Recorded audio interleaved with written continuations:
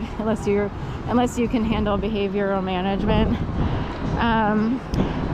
Let's see, I was a good karma yogi. Also, I said YogaPod and Maha. I was a yoga instructor for YouFit Health and Fitness before the pandemic started. I got hired by Crunch Fitness, but the pandemic started. Also, I lost my mom, aunt, and dad all in 9 months. So it became a thing of, you know, what should I do? I wound up working for Shipt, and I earned a lot of money doing that. It was a lot easier, and no one was in the stores, so that made it easier. Let's see. I've also worked for DoorDash just for a month when it was really busy.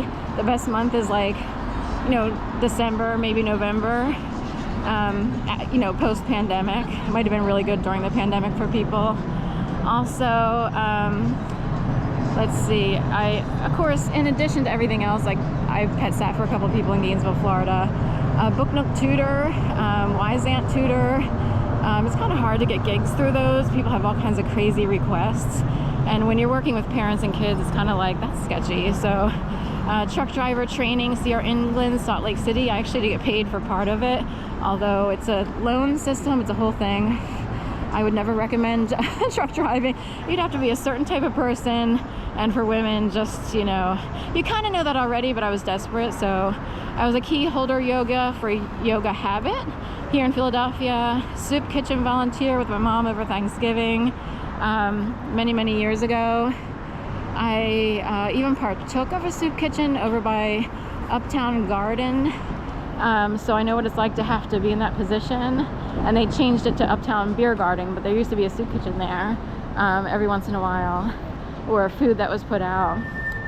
I'm an experienced fundraiser, social media poster, blogger, YouTuber, GoFundMe, Goodreads, Twitter, BookBaby, you name it, you know, that's part of the writing world.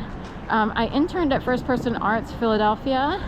I was a writer for, I wrote a million queries, pitches, submissions for book publishing, fellowships, grants, column writing, proposals, you know, Puffin organization.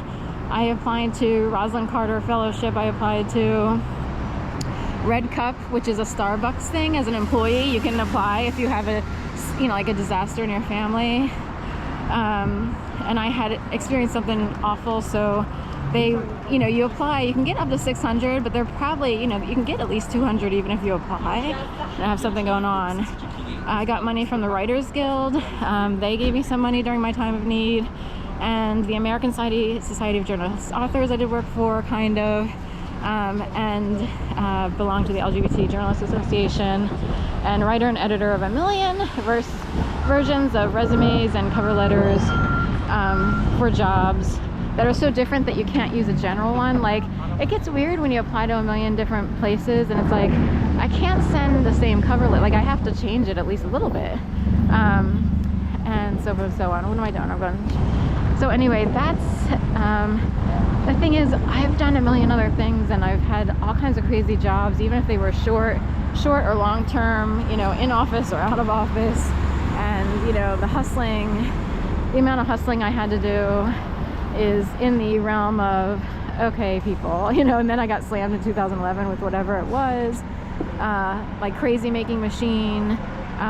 You know, this involves, I actually wondered if I was put on a list by people I know from Delaware. Like, it's sad to say, you know, whether it's people related to distant family members or similar, like steps or whatever, and I'm like, what is it, you know?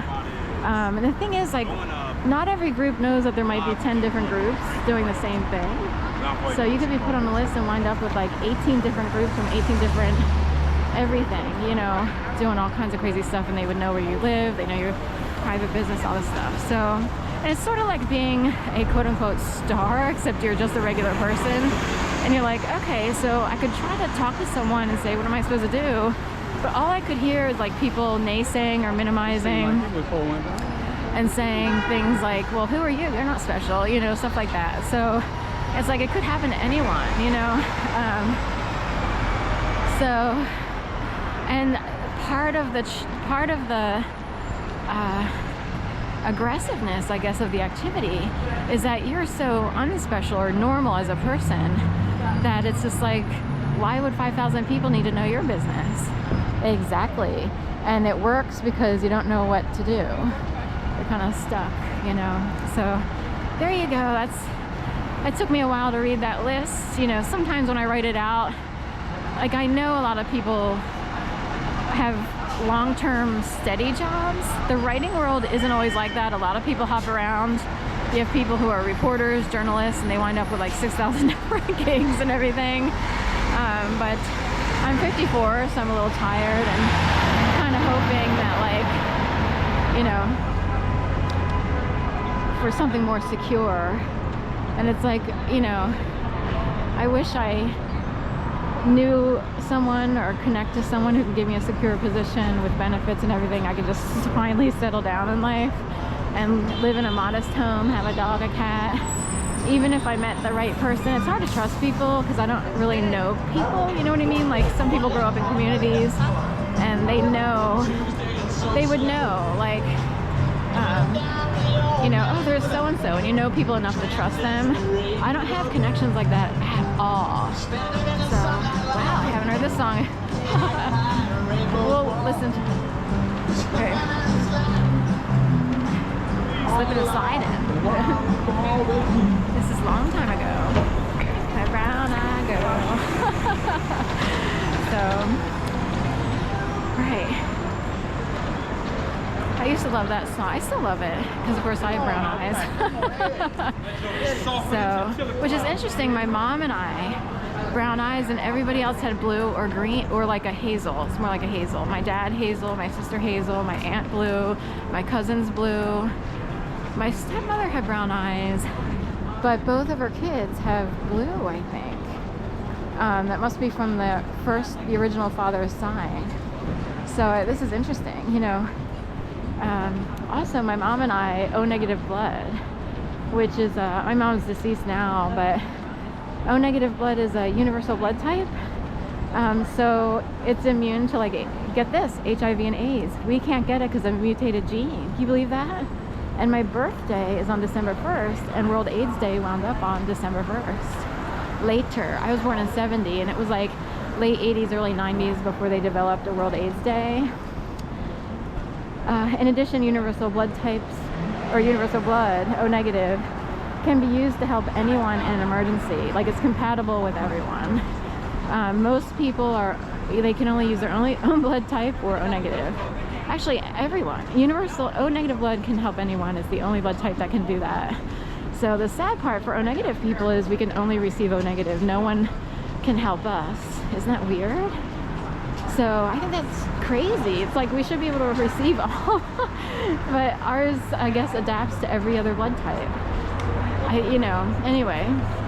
So I don't know much about the medical industry, but I do know if I were to show up to a blood bank, that